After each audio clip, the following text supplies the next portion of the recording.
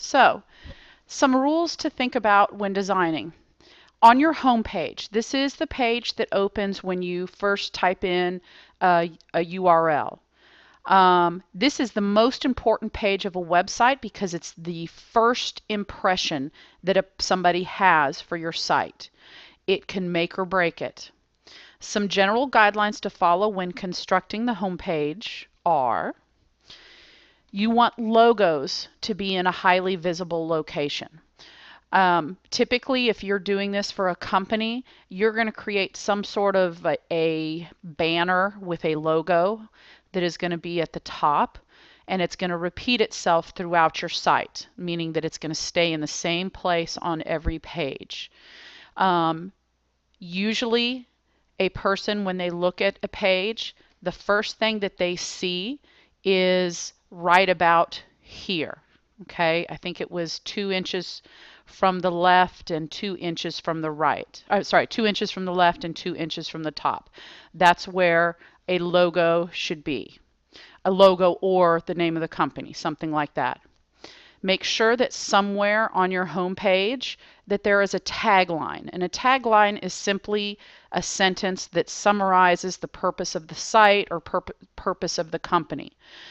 Somebody may stumble across your website and look at it and go, I have no idea what this company is about or what this company does. But if you put a tagline on the website that's easy for them to find, they will get it.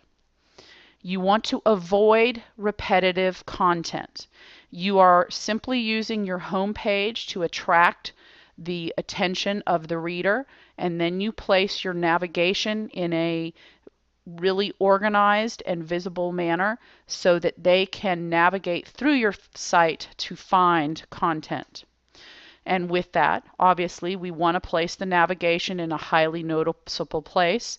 Typically, you're going to do along right under the banner at the top of the page, such as the SFMS Tech Apps. A lot of times you have it over on the left side of the page. Those are really the two places you want to do it. There are some more artistic sites that might have them in different spots, but again, those are artistic and you have to consider who your company is, who your client is, and who the viewers are going to be before you do something that is not in the norm. Make sure that you offer direct links to some important features on the website. So you want to have your main navigation, and then if you have something that is often going to be used by your viewers, such as a registration link, then you might want to put that in a very visible place on the home page as well. And then last, your graphics should be for real content, not just decoration. Again, you may have a banner with the logo. That is decoration and that's repetitive throughout the site. But other than that, your graphics should be somehow related to the content of your website or your page. Now, all of us love animations, and there were several years ago when it was the thing to make some sort of an animated intro page, something that would play before it came to your home page. Again, sometimes there's a reason to do that, and again, you have to consider your clientele as well as your audience. But typically, you are not going to put an animated introduction before your home page. Don't put things on your website that don't work towards the purpose of the site. Remember that it should be related to the overall goal of your website. One of the things that I see students do as they start to create their own websites is they always want to welcome users to their site. The first thing that they put on their homepage is, "Welcome to my site." Well, you know, obviously people are welcome to your site, otherwise you wouldn't make it, right? So it's sort of one of those things, it's a given, it's obvious. So don't do it. Don't put a hit counter on your site so that you know how many people are coming to your site. If you hire a web host, Like I can tell on with my web host company, if I go into my control panel, I can see how many people are using my site, which pages they're going to, etc., etc. So if it's something you really want to know, you can find out that without using the hit counters. The hit counters are ugly and they distract from the overall purpose of the site. Remember that you want to keep it clean and professional, which means that it's something that needs to be constantly updated, checked for errors, checking to make sure links work, etc. Now, page layout. We talked about our principles of design, and there's certain ways to achieve them. I know you don't know what a div tag or a table is yet, but you will very soon. You use these to hold the elements of your page in place so that you do have good alignment, good balance, and everything that is related to each other is in close proximity.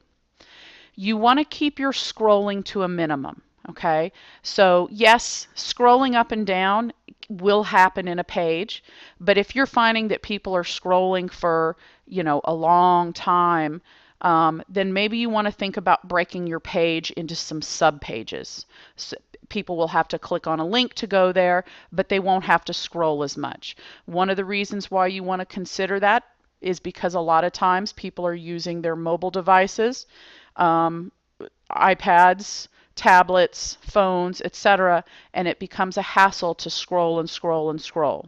Okay? Now, one thing you never want to do as far as scrolling goes is scroll from left to right. Okay? That's bad design.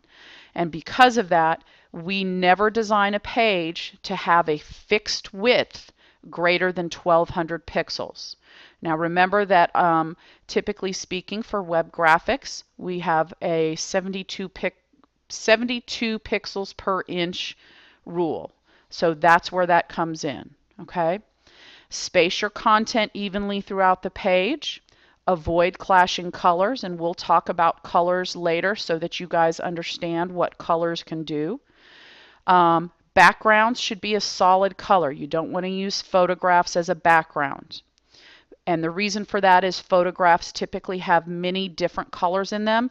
And if you use a photograph, it's hard to pick a font color that can be seen with enough contrast in front of every single one of the colors in the photo. Also, be careful that your layout stays in the same place on every page. You don't want it to jump from one page to another. Now, when you use graphics, make sure that you optimize every photo that you put on your page. And optimizing simply means that you are saving it in the correct format as a JPEG or as a GIF file, depending on what kind of file it is, that you are resizing it in a graphics program such as Photoshop or Fireworks so that it is already the proper size to go on a website. If you are wanting a graphic to be 200 by 200 pixels, okay, then go ahead and resize it as such. Don't rely on the code in HTML to resize it. Save images in the proper file format. Again, JPEGs, GIF files, PNGs are another acceptable extension. When placing text in your images, make sure that it's not covering anything important. If you look here, this one on the right, the text is right over the handshake. Well, that's supposed to be what the photo is about, is that they agreed on a new deal. So this is the better way to do that. Consider a border around your image. It makes it stand out a little bit better. It's not absolutely necessary, but it can help. You can do a border either in your graphics program. You can also apply a border using HTML code. Don't use large images that take up the entire screen. If you want somebody to view an image that is really large, make a small thumbnail and allow them to click on it. You can link to the larger image if they really want to see it. Large images take a long time to download. Don't use animated GIFs such as this. As cute as it may be, there's really no purpose to it.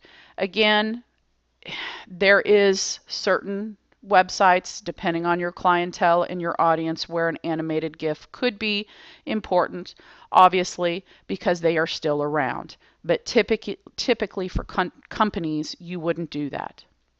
Also, place captions below images to make sure that you clarify to your readers what the images are about. When we talk about multimedia, we're talking about things like animations, videos, sound, that sort of stuff. So one thing you never want to do is put background music on your page. Unless you are a music artist or a director of a movie and the song that is related to what you are currently doing is playing in the background, that's it. You don't want to do it for regular company websites. Also, when you put a video on the site, allow your viewers to choose between streaming it and downloading the video on the website. You typically don't want to have it play automatically when it pops up. Allow the viewer the choice to do it, because otherwise the page is going to have a long time to download. Now, Flash, as much as we love animation, use it only when it enhances your site. Otherwise, it can become distracting to the content. Text. Don't use a variety of fonts without a good reason. Typically, you want to do 2 to 3 fonts. You have one that you use for headings, another one that you use for the body of your website, all the main content, and then maybe you have a third one for a subheading or if you want to call attention to something else. Blue text, typically you don't want to use it because that's the default color of a hyperlink.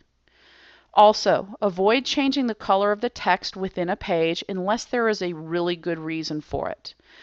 Black text on a white background is the easiest text to read, and so you typically want to keep it that way. Text of a sentence or longer should be left justified. Okay, and we talked about that in a previous presentation. You don't center paragraphs of text. Left justified. And then a thing of a couple of decades ago was to use scrolling marquees. Don't use them anymore.